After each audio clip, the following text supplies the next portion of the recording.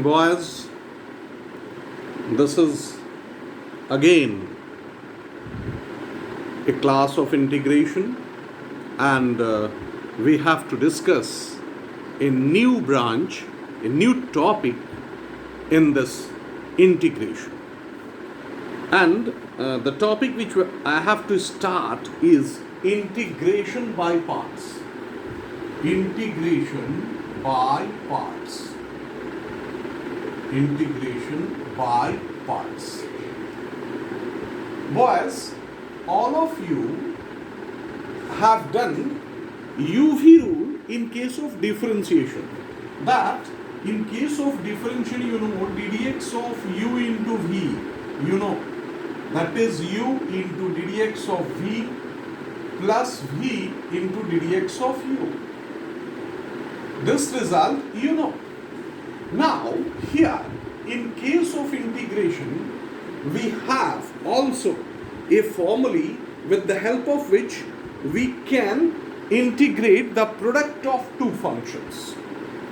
Now we have to discuss that formula one by one. Now what that formula?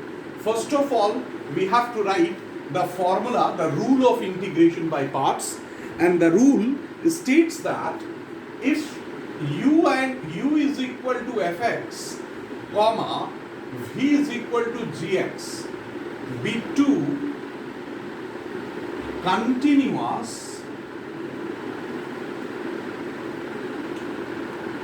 functions of x defined in their domain,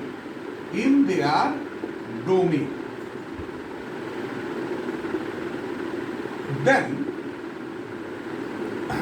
we have integral u dot v dx is equal to u integral v dx minus integral curly bracket, that is ddx of u dot integral v dx, then curly closed whole dx. Now this is the rule which is known as integration of product of two functions, and we call it as integration by parts. Now here one thing you must keep in mind, that while applying this rule we have two functions and those two functions are in product form, and it is not possible for us to combine those two functions.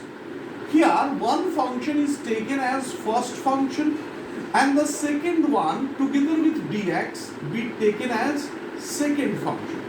First function as well as second function. Now u dot v dx. Now to integrate it, what we have to do, the first function should be differentiable and the second function should be integral. You see here we have to integrate v dx. Everywhere we have to find the integral of v, and the first function we have to differentiate it, du by dx. So you must know the derivative of first as well as the integral of second, and then you are able to apply this integration by parts rule. Now basically in your syllabus of higher secondary you have basically 5 functions which normally exist in your syllabus. Say the first one is inverse, then logarithmic, then algebraic, then trigonometric, metric, and then exponential. Whereas basically these 5 functions are included in your syllabus, and whenever you will get the product of these two functions, Means inverse into log, log into algebraic, inverse into algebraic, inverse into trigonometric, algebraic into exponential, whatever the two functions product exist, you just apply the first letter of the two word, all the words first letter, that is islet, I-L-A-T-E, islet rule for integration by parts. Actually, this is not a hard and fast rule. Remember it. Someone may say that the rule should be liet. Yes, it is also correct. Liet. Yes, L-I-A-T-E. This rule is also correct. No problem with this rule. Islet or liet. Any rule you can apply. And you must keep in mind that this is not a hard and fast rule. There may be so many exceptions for this islet or liet rule. There may be so many exceptions. But for your syllabus, at your level, this rule is applicable, and the problems which are asked in HS exams and other competitive exams, basically they are fulfilled by, they satisfy the condition of islet rule.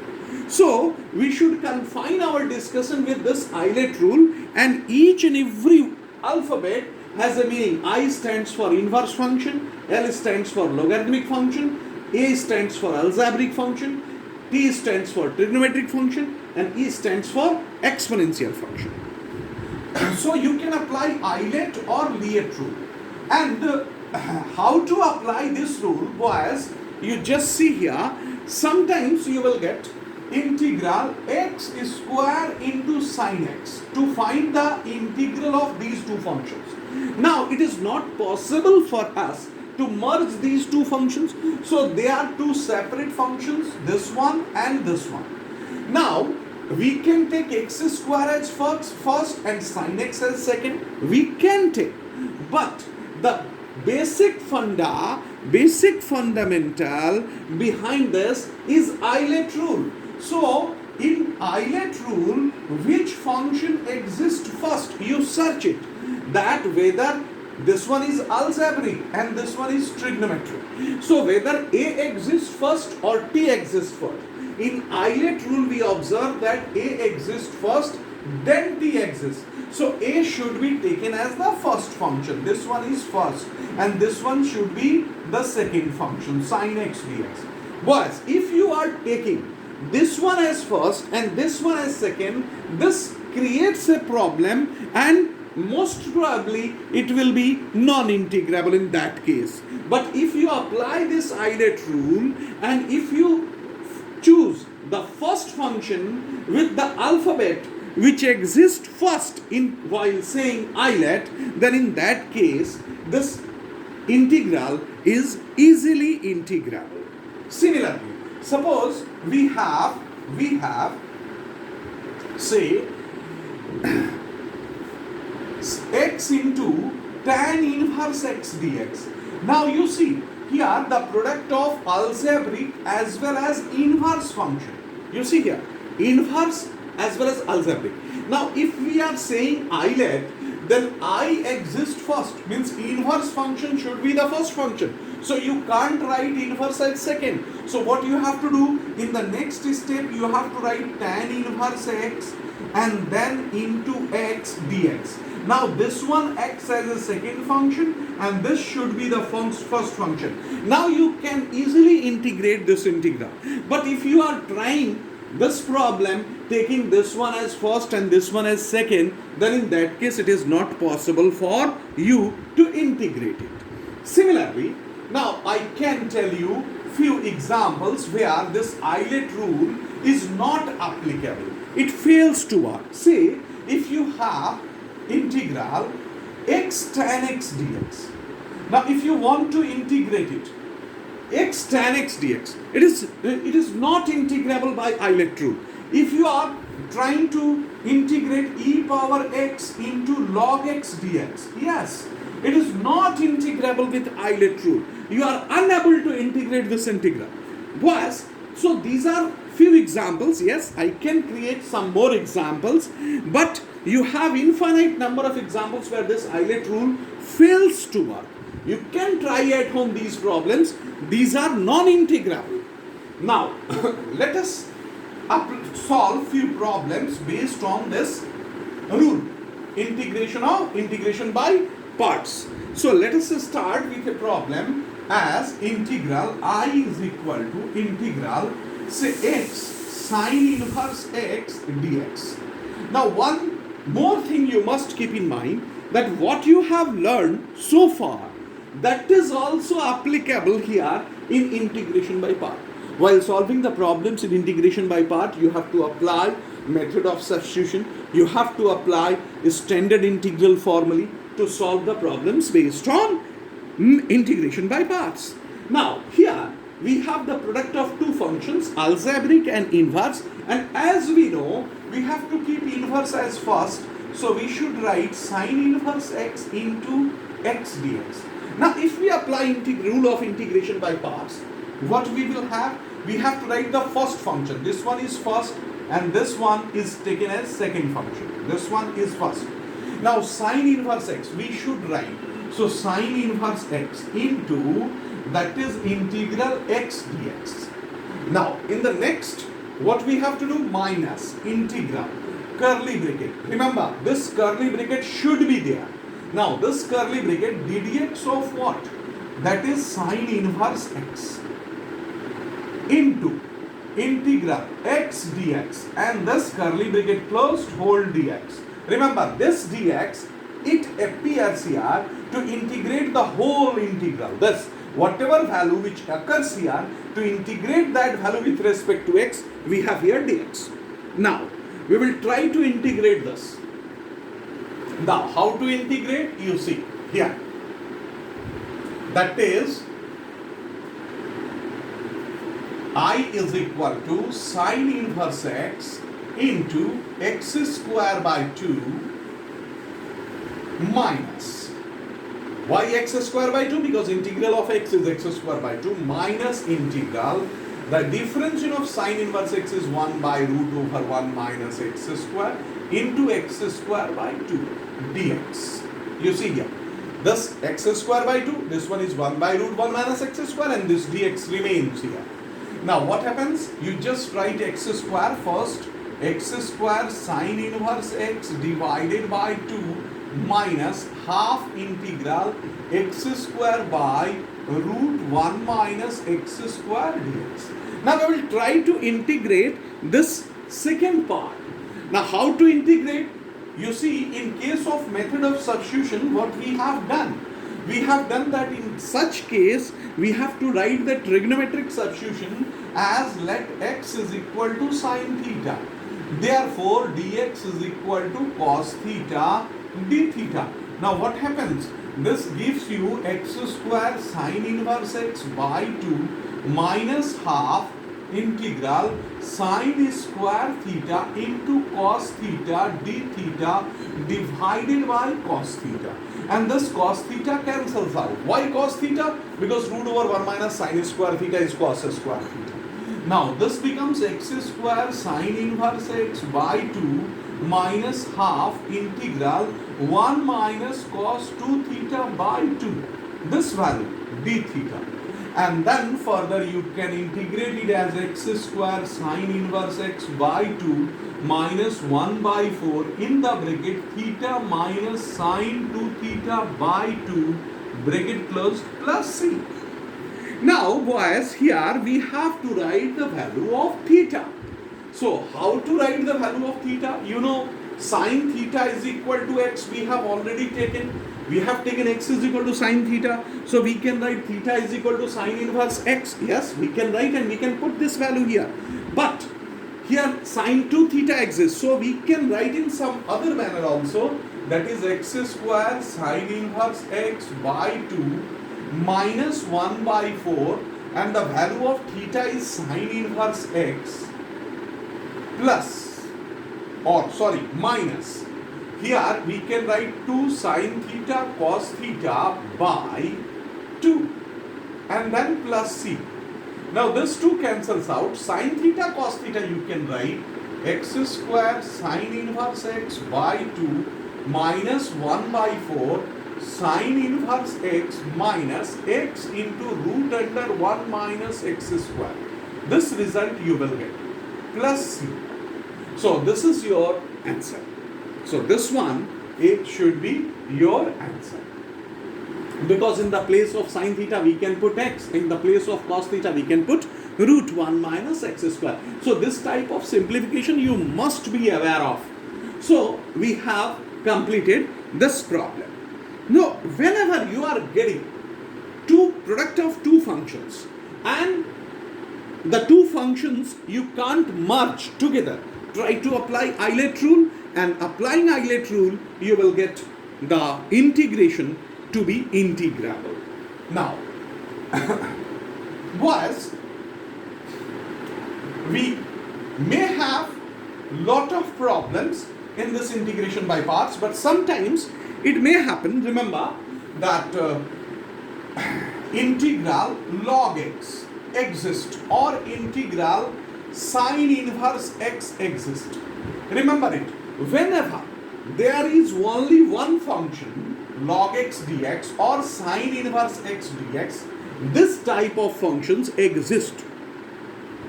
You have to take the another function as 1. Remember it, means if there exists only one function, and remember all logarithmic functions, all log should be integrable using integration by parts.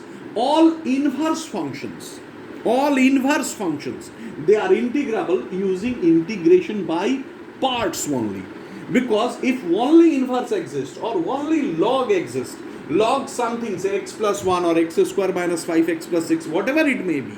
So if only log or only inverse exists, you have to apply integration by parts rule, taking one as another function. For example, here this one can be written as integral log x into 1 dx. Remember it, 1 dx. So this one is a first function and this one as second function. Remember it. Similarly here, sin inverse x into 1 dx. So this becomes second function and this becomes first function. Why? Because in Eilert rule, what we have? We observe that inverse should exist before algebraic. 1 can be taken as x power 0. So x power 0 is algebraic. So algebraic and inverse. So we have to take this inverse first. Similarly, logarithmic and 1 can be taken as algebraic. So logarithmic and algebraic. So logarithmic should be treated as first function. And now if you apply integration by parts, you will get the answer very easily. Now here we have a few standard integrals with the help of which we can solve so many problems.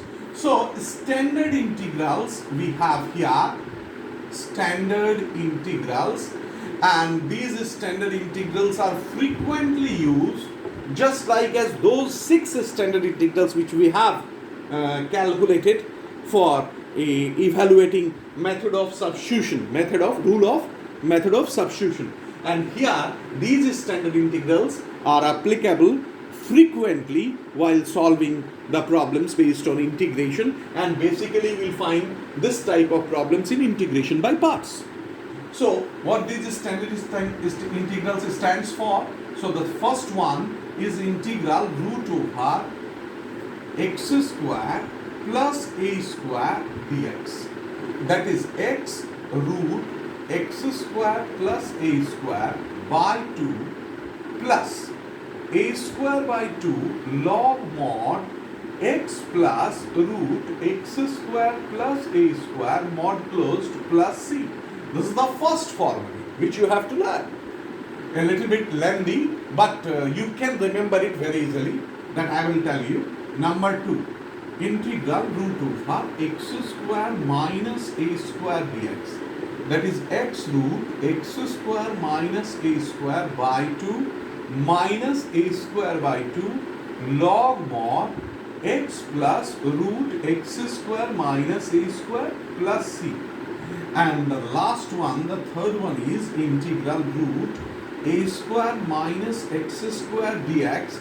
This is equal to x root a square minus x square by 2 plus a square by 2 sine inverse x by a plus c. So these are the three standard integrals which are frequently used in this topic, that is integration by parts. Now, how to apply this, how to remember this formula? Remember, we have minus sign in between only in the case of x square minus a square. Remember it. In case of x square minus a square, you must keep in mind, neither in a square minus x square nor in x square plus a square. We have plus sign in both the cases. Now, the second thing, the second way in which you can remember this formula, that we have to integrate root x square plus a square. So, you should write x by 2 into root, x by 2 into root, x by 2 into root. The same result to be written with x by 2 in the three cases. You just keep in mind. And then the next portion is a square by 2 in all, a square by 2. That exists in all the integrals. And this part is nothing but the previous form of standard integrals. That in case of integral dx by root over x square plus a square, what you have? This integral is equal to log mod x plus root x square plus a square plus c.